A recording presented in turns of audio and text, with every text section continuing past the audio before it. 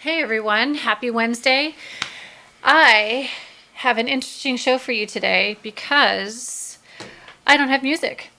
Want to know why I don't have music? Why? Because as prepared as I thought I was, I realized I am missing an important piece of equipment and therefore I cannot play music. I mean, this is pretty meta. No music show.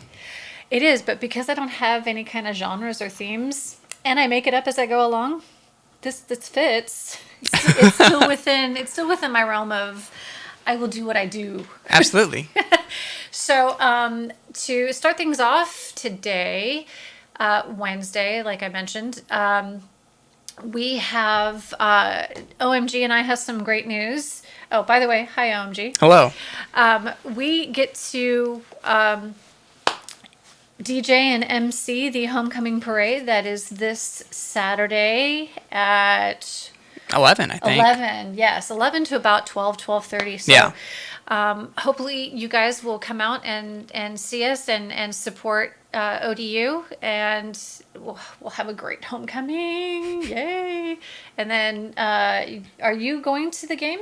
Yeah, I'll be in the booth. So you'll be commentating and making those impressive calls. If that's what you want to call it. Yes. Well, I'm really excited because this is the first time I've ever done anything like this for a university, let alone the community. So I'm excited. What about you? Yeah, it'll be fun. I don't usually do much DJing or MCing. I'm usually pretty technical and just focused on sports, so it's different, but it'll be exciting. So you're stepping out of your comfort zone? I mean, it's not really high risk. Well, honestly, I think there's more exposure because... There is definitely a lot more exposure. Because usually people don't even see my face. Right. Unless they're tuning into Unless you see a picture. Right, or what do you have? What do you call them? B-rolls? My pre-game and post-game rap. Yes.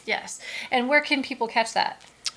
Those usually go on Twitter at WODU Studios before and after the game. And the broadcast is on YouTube at WODU Live. Okay, cool. And what's that show called when you go on WODU Live? Is it still... is it on, what's the name of the show? My show? Yeah. I have a podcast now.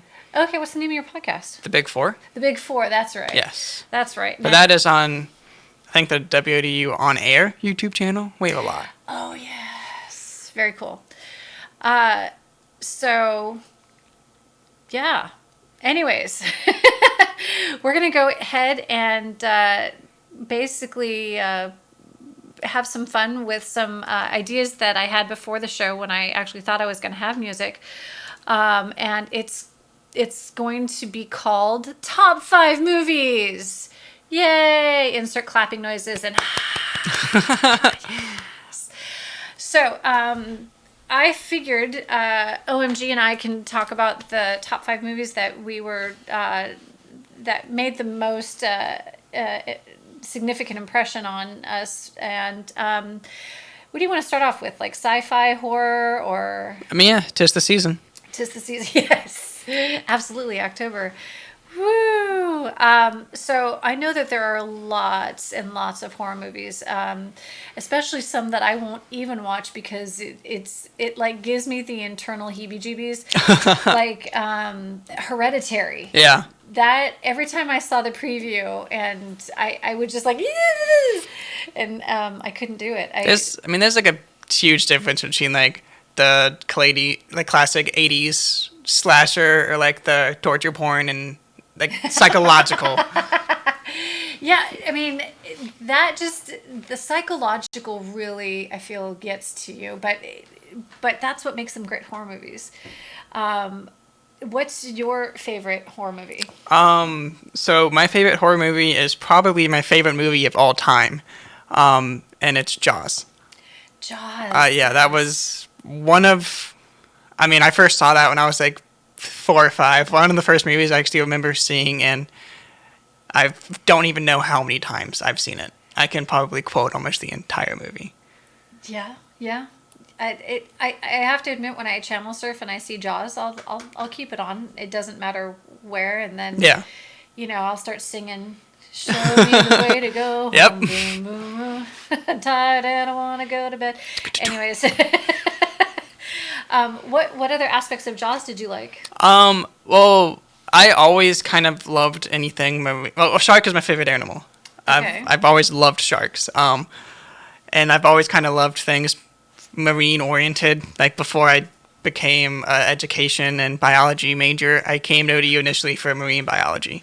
So Okay. like anything with water and fish and sharks just always kind of attracted me, and it's just a cool movie. You know, I too saw that when I was young, a youngin. As a matter of fact, so that was done in the 70s. 1975. 1975. I won't tell you how old I was, but I was 5. And I remember going to my grandparents' house this was in California, and they had a pool, and I could not successfully swim in the pool by myself without feeling like Jaws was come out through the drain. Yeah. And to this day, if I'm swimming, I will think Jaws is going to come out through the drain, and I'll be really sad. Because I know I first saw the movie, I think, like this summer I turned 5, but I was 4 at the time. And my older brother was mad because he wasn't allowed to see it. He was like 8. And he was like, why did my younger brothers get to see it when they were like 4 or whatever? So yeah, I saw that movie at an extremely young age, and I don't know how many times I've watched it since. Did you see the follow-up movies? Yeah, I mean, they're not worth noting. No, but I mean Jaws 2. Jaws 2 is just kind of like rinse and repeat. It true, but the boat when the boat exploded, Yeah. and he thinks that he sees something in the water, like a big piece of board, and it turns out to be like fried body. Yeah. They're like, ah!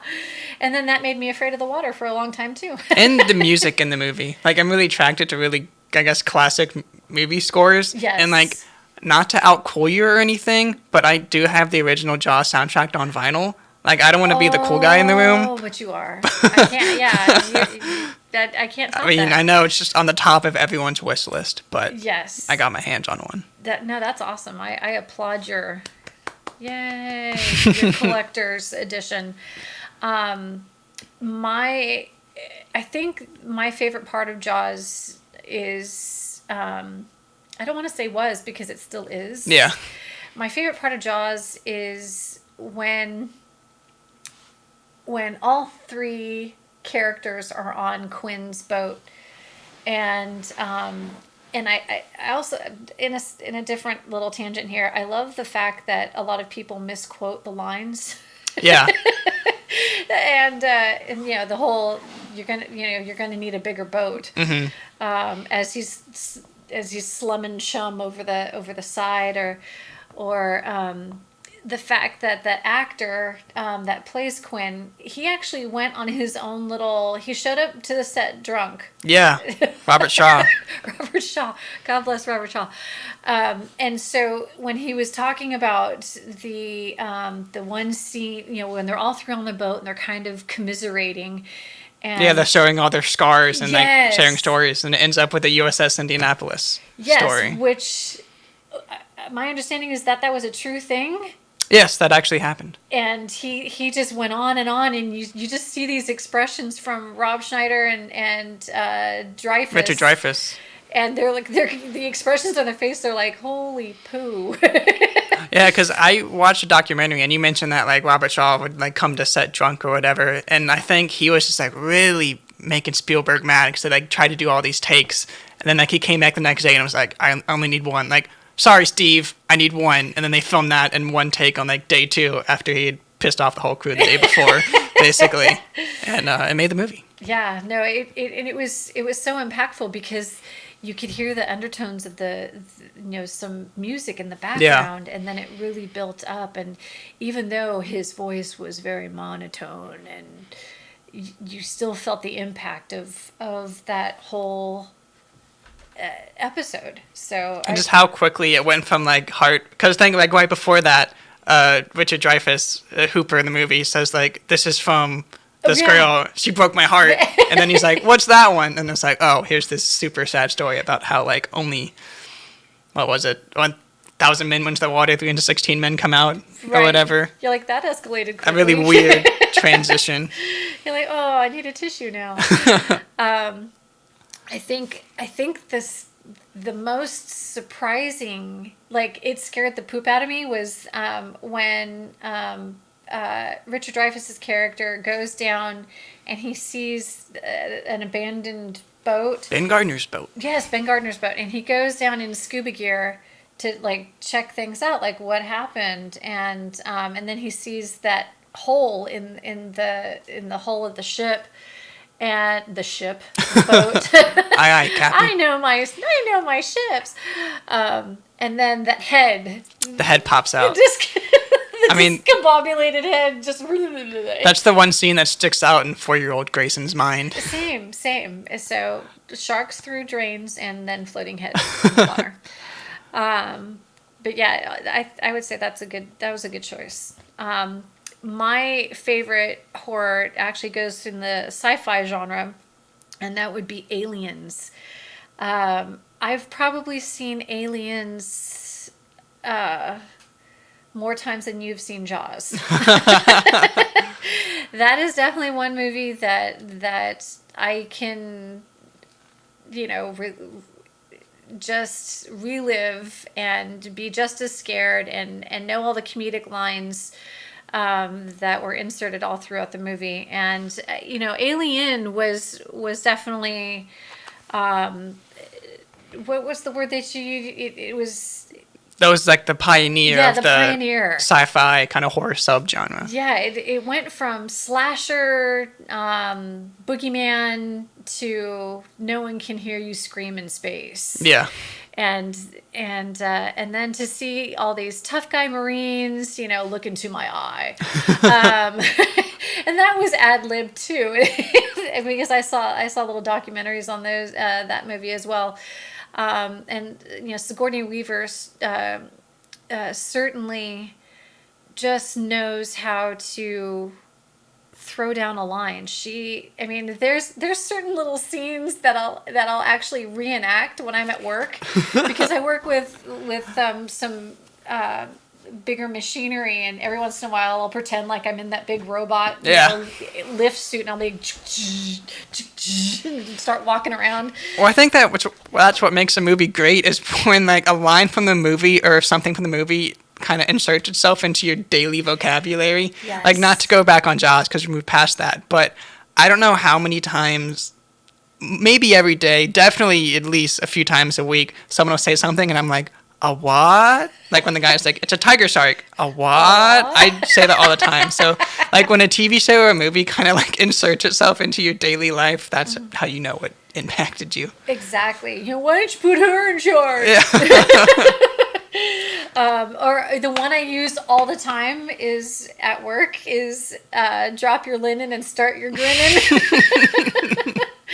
As a matter of fact, when I delivered that over the walkie for my other coworkers, my lead was, I guess, next to a few Navy guys, and when my voice came over on the walkie, they started laughing because of that line.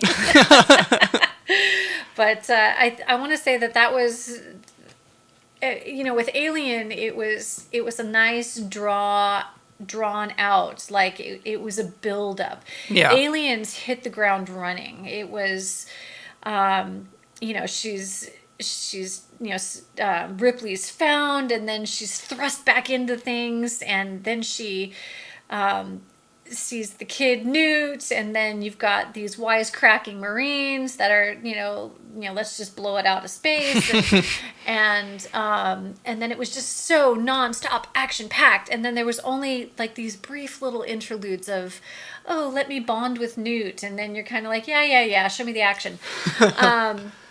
But I just felt like that Alien cemented its iconic nature with future sci-fi movies. Yeah. So, moving on, what do you think your best family or kids movie is?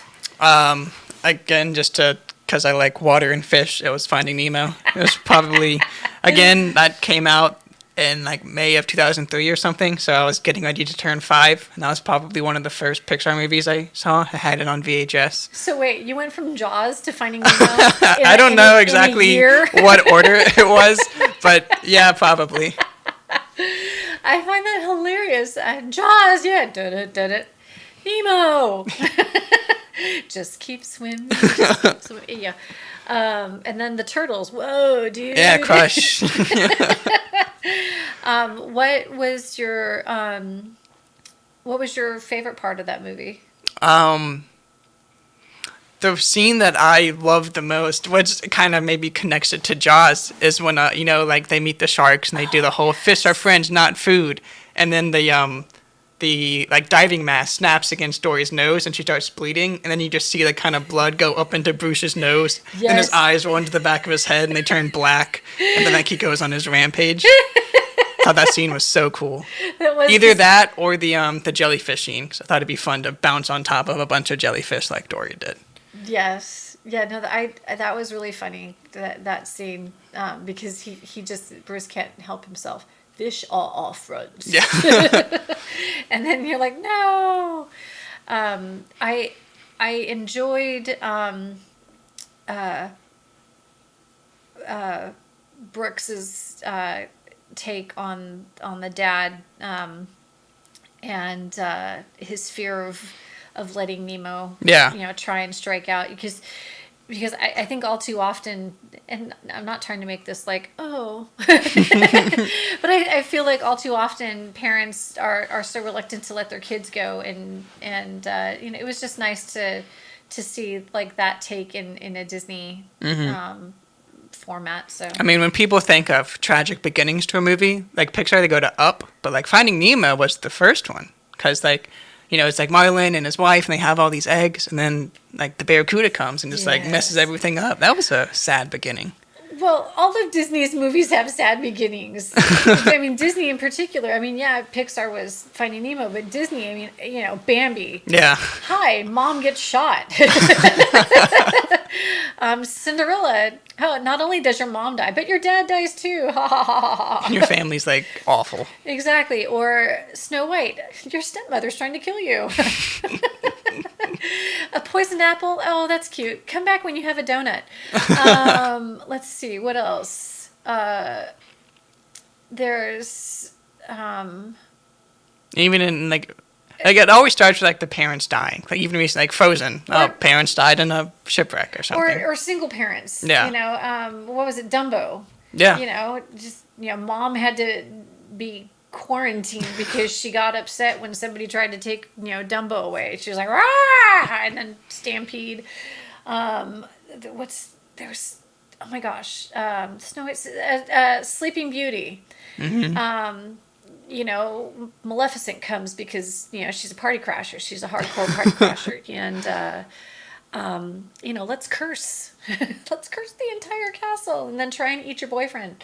You need some sort of hardship for a Disney movie. Exactly.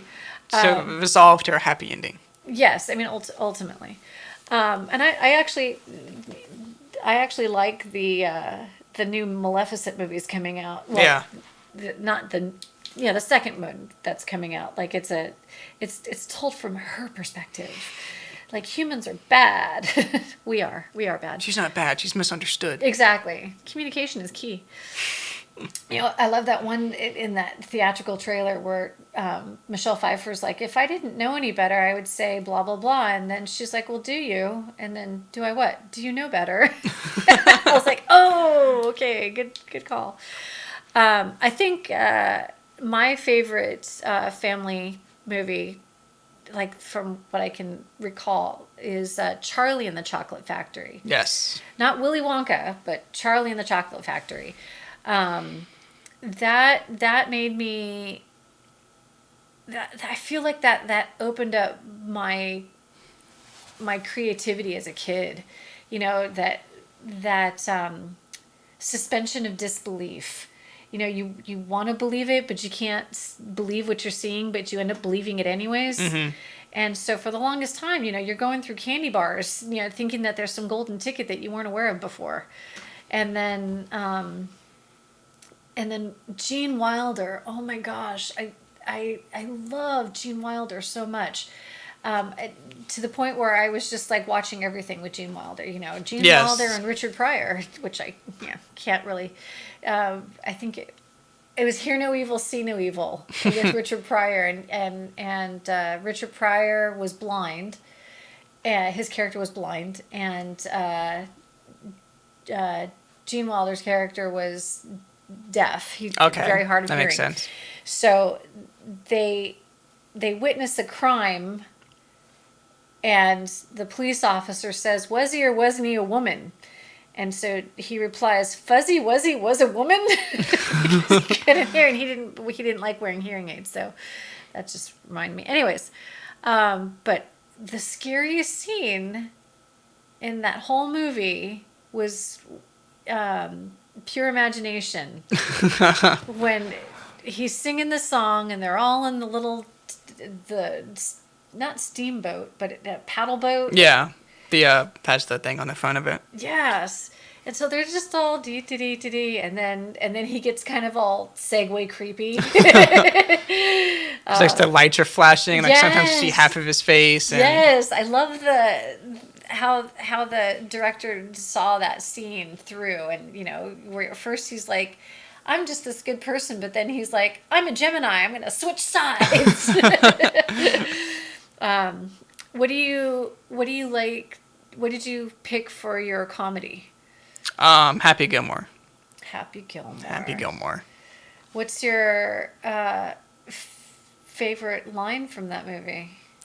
Since we're on the radio, I will do my best. But Just bleep yourself out. the price is wrong, Bobby. I think you can use that word. It's not in the... I haven't read the binder. Yeah, just so you guys know, there's a binder of do not use words. And so we're a little iffy on the one. So we'll just err on the side of caution. I like that. Are you too good for your home? Or the whole golfing coach, and his missing arm because of was it crocodile, alligator? Yeah, alligator bit his hand off. Yes, and it was like this really oversized. Just poorly done wooden hand. And at one point, like, Happy hits it, and then it flies and cracks. And there's the one scene when he's in the nursing home, like, gluing his fingers back onto his wooden hand. And there's just, like, glue running down the front of it. Yes, and then when he's trying to make the point, and it's all just mangled, and I found it hilarious that Bob Barker was on that, and that he was such a willing participant in, like, because he's idolized, by Happy Gilmore, right? And then when he interacts with him, then he's like, "You're a jerk," kind of. Yeah, so she's like, "Now, Happy, I've won this thing 3 times in a row, and I intend to do it again." And then, You know your movie. yada, yada, yada. They fight. That was funny. I think I laughed till I had to cross my legs. So yeah, that was a good. But didn't you have another comedy backed up to that? Tommy Boy. Tommy Boy. Both of those. So when I was a kid, my twin brother and I, we shared a room, and we'd always go to sleep with a movie on. Doesn't matter what the movie was; it'd be different every night. But like Happy Gilmore and Tommy Boy, because we had both of them on like VHS. Uh-huh. They were in the regular rotation for fall asleep movies. Very nice. When you and I were talking just before the show started, we were talking about our favorite scenes from Tommy Boy. The first one was when I think Rob Lowe's character was hosing Tommy off, and he started doing, "He's a man." Because he's just going with the moment, and one of the first things he thinks of is Flashdance. And then what was the line? Did you eat? Oh, did you eat paint chips as a kid? Why? Because I know, and like one of the ones that I reenacted all the time when I was younger, because I always had like Hot Wheels and like toy cars. It's like when he's doing the sales pitch, Yes. and he's like, you're driving along, and whoa, that was a close one. Here's what happens with the other guy's brake pads. I reenacted that scene so many times as a That's kid, right. and probably wrecked more Hot Wheels than I'd like to be truthful about. That's funny. I liked it when uh, uh, the other actor, David Spade. David Spade. I'm like Spade, Spade, Spade. So when he gets hit, when he hits Tommy Boy, and he like knocks himself out, or gets knocked out, and he's like, "Are you sure there's nothing here? Because it hurts here. No, it doesn't hurt here, and it doesn't hurt here, but right here." And there's this bright red board mark on his face, and David Spade's like, "I don't see anything." and then of course when Chris Farley sees the menu, he's like, "What does he want?" Tommy want wingy. Tommy want wingy. And then the hotel scene. You know, fluff your pillow. Go away. Room service. For the love of God.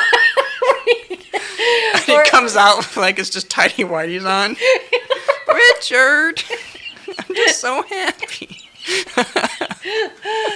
Oh my gosh.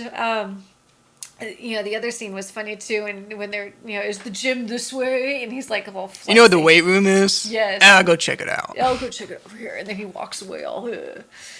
I'm sorry, but that would be mine if I hadn't picked something else. Well, true comedies. I opted for like a rom-com because I don't know, just because I could, but the my favorite comedy, though, I think had to do with Jim Carrey, early Jim Carrey, when he did Liar Liar. Yeah. And his battle to tell a lie, and it just came off as unsuccessful. And so one of the most quoted lines that I do is when he's trying to like convince, like, I really believe that the pen is red. The pen's red, and then his arm, just has like a mind of its own, and then before you know it his arm he starts writing furiously, and then drops down behind the desk, and he comes up and his face is all written on, and he's like, the pen is blue, the pen is blue. I'll do that with ink, and I just, the pen is blue.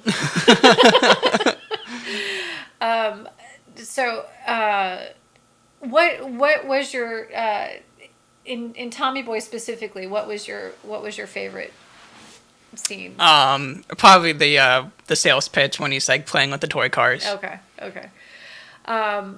So my favorite is it's actually a rom-com, and it's called Emma, and it was. Are you familiar with that movie Clueless? Yes. Think of the 18th century version, okay, or early 19th century version of that, and that's Emma. So it's very cute, and you kind of get caught up in the characters because it's a period piece, and then when you switch it back, from a Clueless style to, because that's what came out first was Clueless. And then when you visit Emma with Gwyneth Paltrow and Jeremy Northam, and then even a young Ewan McGregor, you're falling in love with these characters, and then the communication, because the pride and whatever. But I just like it. It's cutesy movie. Sorry. So going into drama. What is your favorite drama movie? So my favorite drama aligns with one of my favorite books, and it is still the only movie to ever like make me cry, like fully cry, and it's The Green Mile. Oh, Green Mile. Tom Hanks. He's the most notable. Yeah. And then, the other actors. I can't think of the. Look it up. Sorry, bad mic. Michael Clark Duncan. Yes, and that's so sad that he had passed away. Um, what? Oh my gosh! And that other actor, the one that was always antagonizing the guards, Sam Rockwell. Hmm. Talk about a diverse Wild character. Bill. I mean, Sam Rockwell in general, he has Yeah. some really great characters. You either love to hate him or you just love him in general. Um, and the Green Mile, that's a little novella from Stephen King, right? Yeah, it came out in I think six like mini books, and like we had all six. So I read those when I was younger, and then watched the movie. But Did you find that was a truer one of the truer adaptations, or did it vary slightly? it was. I think it was a good. I mean, every movie has like even slight variations that like, especially if you just read the book and then go straight into the movie, you're like really trying to nitpick it. Yeah. But I think it was pretty true to the book, and I enjoyed both of them thoroughly. What was your favorite scene? I don't know if I want to see the ending, which like makes everyone, well, at least made me cry. That was pretty iconic. But I think like the scene where like Tom Hanks' character is with Michael Clark Duncan's character, and he kind of Michael Clark Duncan shows Tom Hanks what really happened to the two girls, and like Tom Oh Hanks yeah. realizes like what happened, and he kind of is really understanding like his special powers, and just kind of like I think Tom Hanks' acting in that scene is really just kind of genuine, like shock, and he's like, how am I supposed to tell God I killed one of his creations or like crazy creations, and like Yeah. that whole I think just I love Tom Hanks's and Michael Clark Duncan action in that kind of interaction when he's finding out what really happened to the two girls. Yeah, and that's where you're kind of like mind blown. You're like, Hmm. "Whoa, I did not see that coming." That it was Wild Bill all along. Yep. Spoiler alert, sorry for the. And it came out in what 1999. Yeah, but Come just on. in case, there's still some movies where I'm just like, I'm gonna wait, and then I tease myself for years, and then somebody accidentally reveals the movie plot, and I'm like, never mind. I don't want to see it now. I'll just go like watch a synopsis. But speaking of Tom Hanks, he's my all-time favorite actor. I grew up watching him, from Bosom Buddies to his Splash with Daryl Hannah. What was the other movie where he met his wife? I forget it. But that was with John Candy too. Yes. Anyway, sorry, Tom, I forgot the movie. I think one of the things about Tom Hanks is he has so many like iconic roles, but when you see Tom Hanks, at least for me, my mind doesn't go straight to one movie.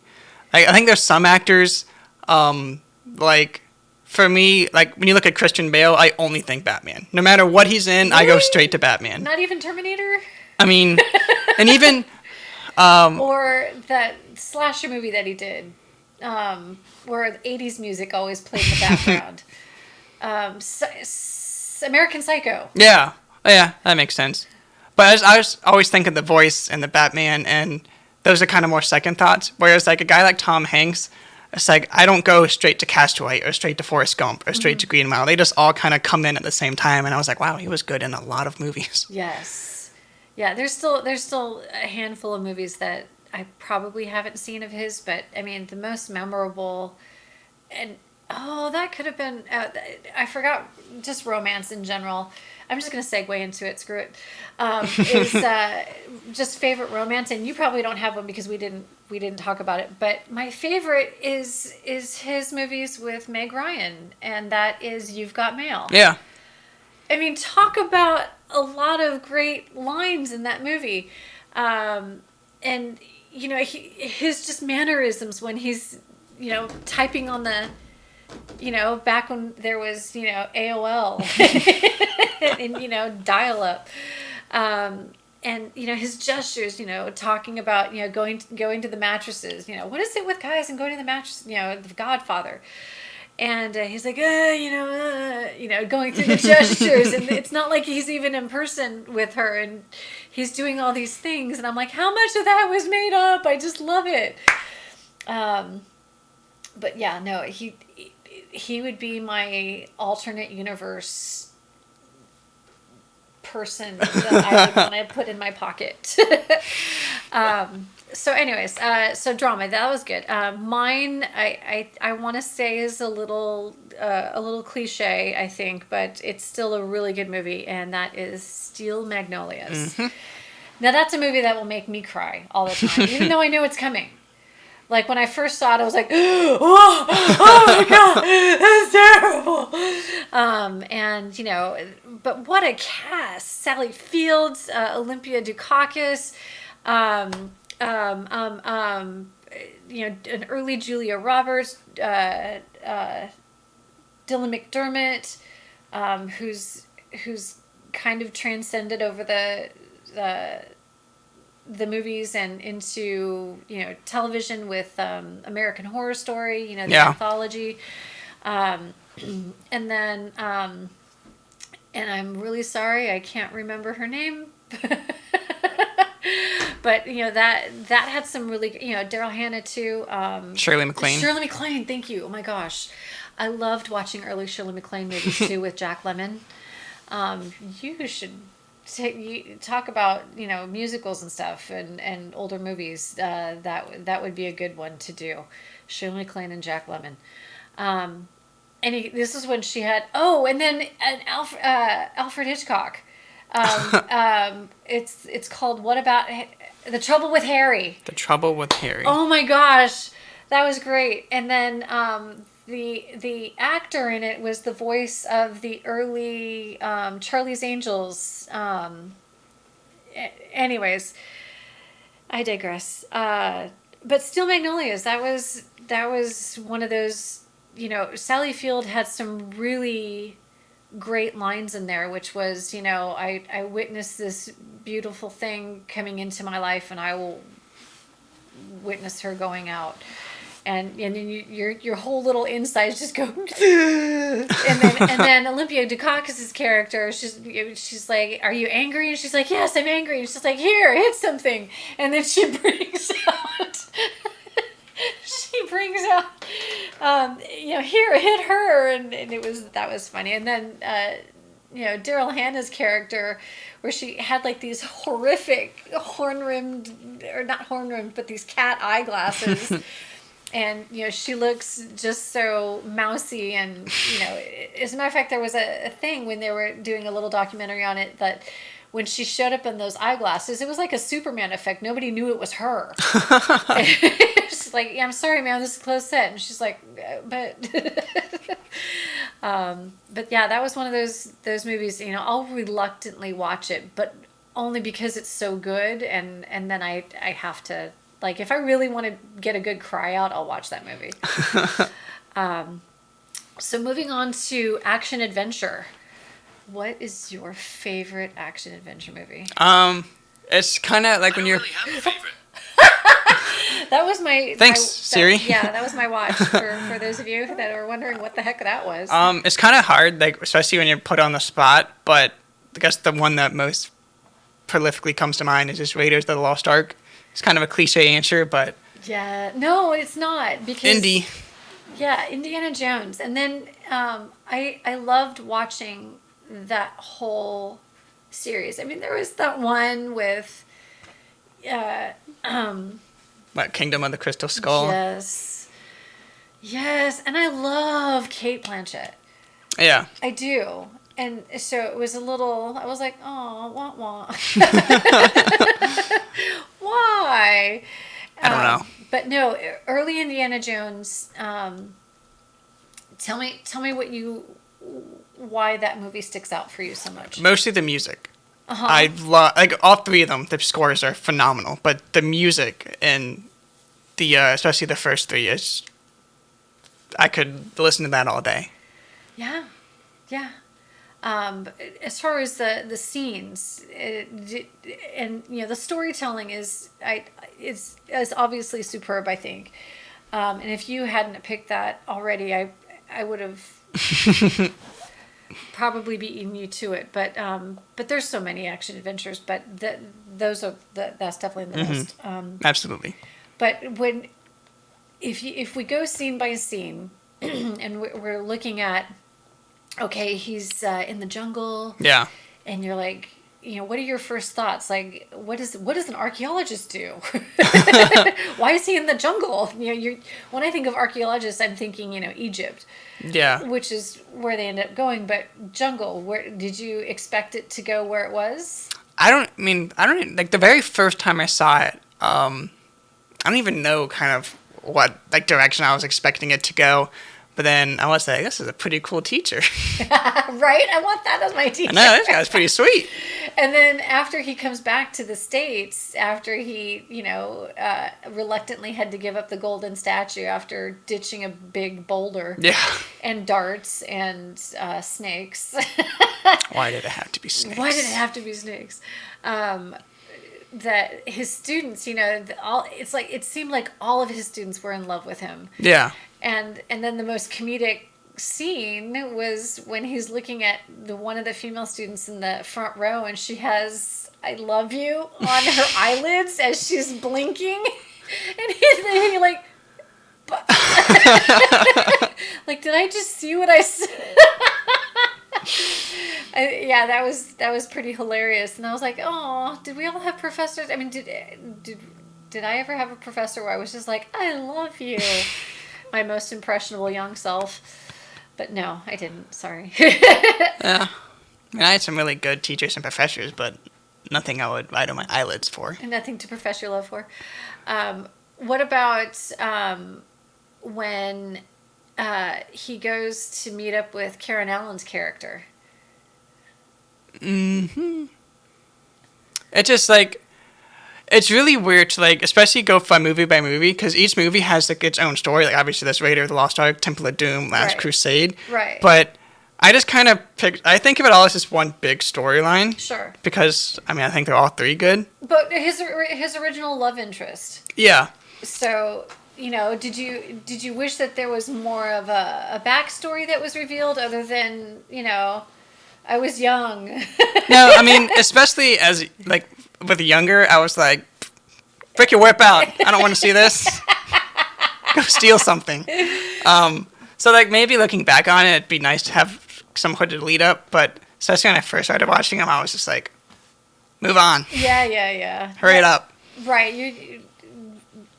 I saw that movie when I was younger too, but Yeah, I want more whip cracking and face melting. Yes. But I love that she could just throw down a drink. Yeah. She was like, "Pistore! Pistore!" And then, I got this. And then I love how she's like so stupid drunk and still is able to sit in her chair, and the other guy like just face plants into the desk and she's like, "Whew, okay, I got that." And then she like, "Okay, I'm done now." She's good. She's good. I worked it off. It's like, I'm good. Yeah, it's like a switch. It was like all of a sudden, okay, I'm so plastered, but I'm cleaning up now, so this is good. I'm not like on the floor like, oh, that was hard. So that was an interesting transition. I'm really slobbering drunk to I'm fine now. And then, what did you think about the character that he was the interrogator? Yeah. And he thought that he was like, haha, I have the emblem burned into my hand. I like that reveal. What did you think? Because they were trying to figure out, well, how did they get it? They don't have it. But it turns out that whole thing was... I mean, it was dedication. Yeah, that was like, I am true to the cause. Because, like, especially whenever...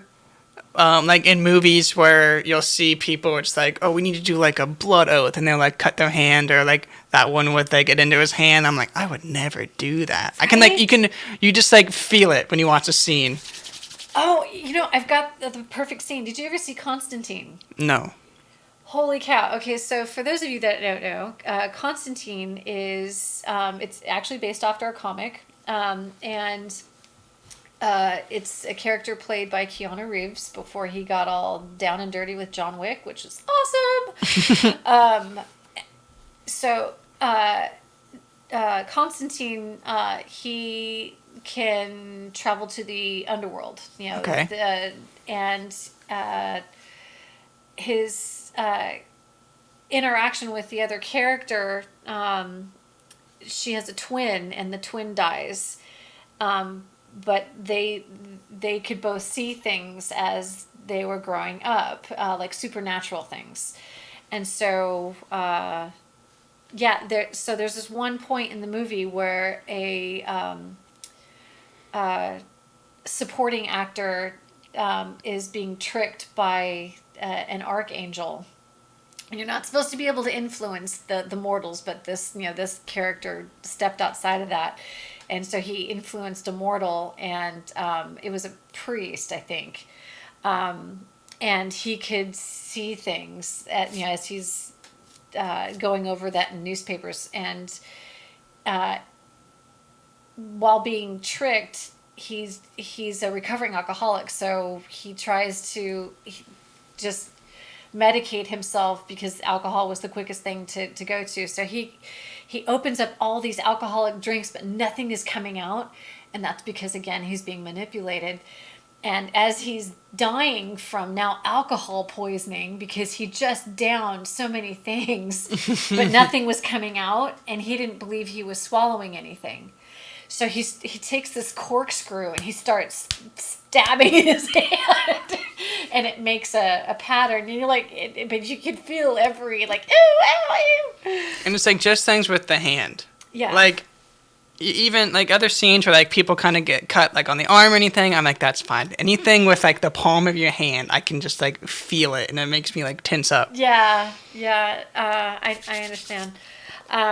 Going through the other parts of the Indiana Jones series, what did you think about Temple of Doom?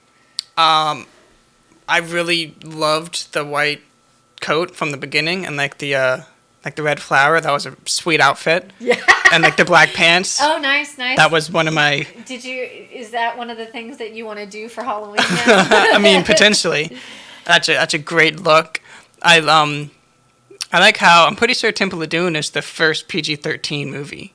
And why do you think that is? Well, because I think I like read it somewhere, and I saw something where like I think it was the what scene? Like the scene with like the alligators below. Yeah. And so I think like that scene pushed it over the edge from like PG to R. And I think I read somewhere where, like he wanted to kind of expand his audience, so it wasn't a rated R film, so they just like created the rating PG-13 because he didn't want to cut that scene out, but he also didn't want to like isolate a certain audience. So I think that was the first PG-13 film. Yeah, but it was also graphic in the nature where the guy's heart's being pulled Yeah. out of his chest, and then it catches on fire, and you're like, what the heck was that? And then what was it? The other thing, the bugs. Oh my gosh! She's like, ew. What am I? Cap shot. Ew. And then she's like, oh, I broke a nail. And then she turns her hand over. There's this big ass bug on on her hand, and she's like screaming and running around. It's just like, oh, what am I stepping on? Or when they accidentally trigger the cave for the spikes to come down, and he's like, I need you to put your, there's a release lever, and she's like, ew. And she's like, going through, and she goes through the other one, and he grabs her hand real quick, and you're like, oh, and he's like, not that one. I thought that was great.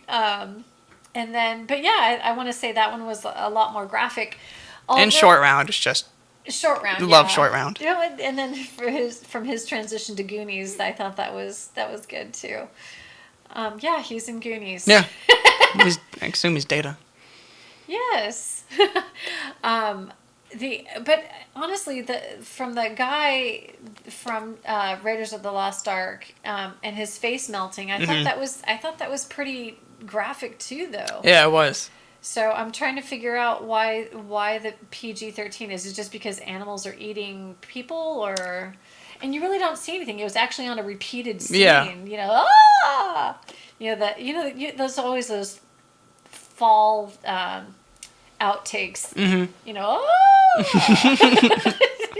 you're like, oh, okay. But I don't know why. I can't think of why that would be. Oh, yeah. Like a deal breaker between Yeah. ratings. Yeah, but whatever. And then the third one, Last Crusade. yes, I actually like that one too. And then the little share about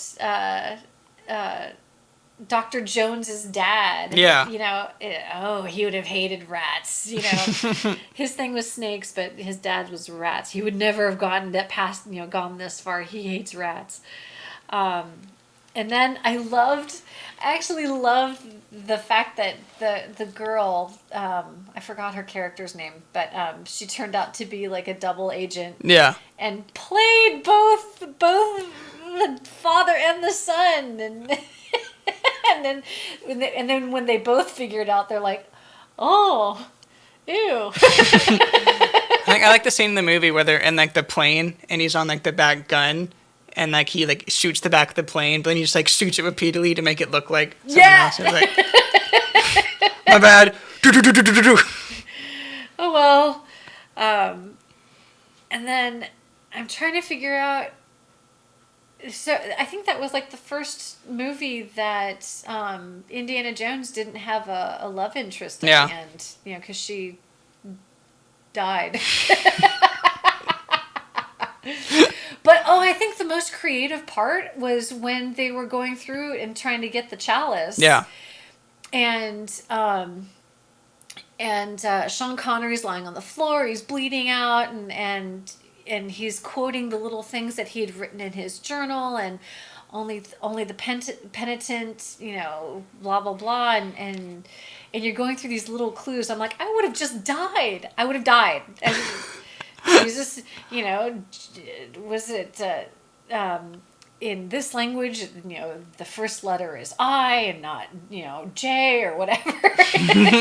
Or the repentant, they kneel and therefore your head doesn't get cut off. And weren't there like three? Oh, the third one was the pick the cup. Yeah. And I like how she tries to redeem herself. The girl that dies. And I like how she tried to redeem herself, and she's like, "Here, this one. This is the cup." And then he's like, "Yeah, that's the cup of kings." And then he, I tricked you. But then she ends up getting, greedy again, and that's how she, dies. So, but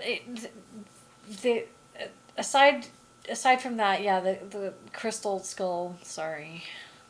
That's just sad. This doesn't count. Yeah, there's actually some DVD collections and yes, I collect DVDs.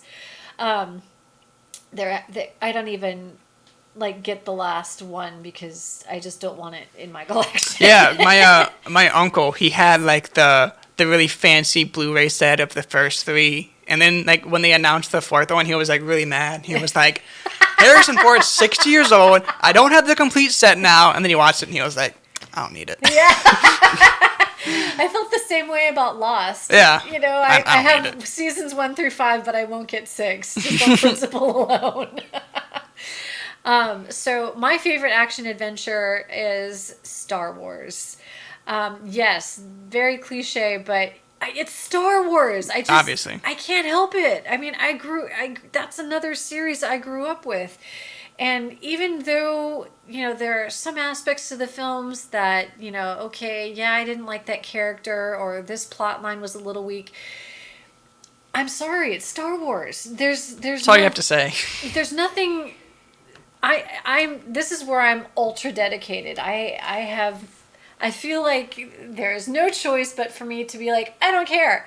It's Star Wars. And now with the rise of Skywalker, I'm like, oh, and then I'm sad because it's ending. I'm like fraught with anxiety because I don't know what's going to happen with Rey and Kylo, and are they really related, and who's Rey's parents, because I still believe that there's a reason. It's not the rise of Kylo who is Skywalker. I mean, what's the whole point? who is the Rise of Sky? Why is that there? But and even with the Clone Wars and yes, the first Phantom Menace. I mean, okay, so like that Darth Maul character. Holy cow! Talk about your two It was just sided. cool. And I hear that you talk about soundtracks. That whole da da Yeah. da da, and then it's so climactic, and you can't help but be carried away by the music. And so it doesn't matter. Haters are gonna hate, and Star Wars is it for me. I have gone so far as to collect movie posters. I have a room in my house that is dedicated to that's it, movies. So I have 6 movie posters up, and I have to now find room or replace one so I can get The Rise of Skywalker in there. But I have 3 posters up for the Clone Wars, and I have 3 posters up for a new the first next saga with Rey and Kylo.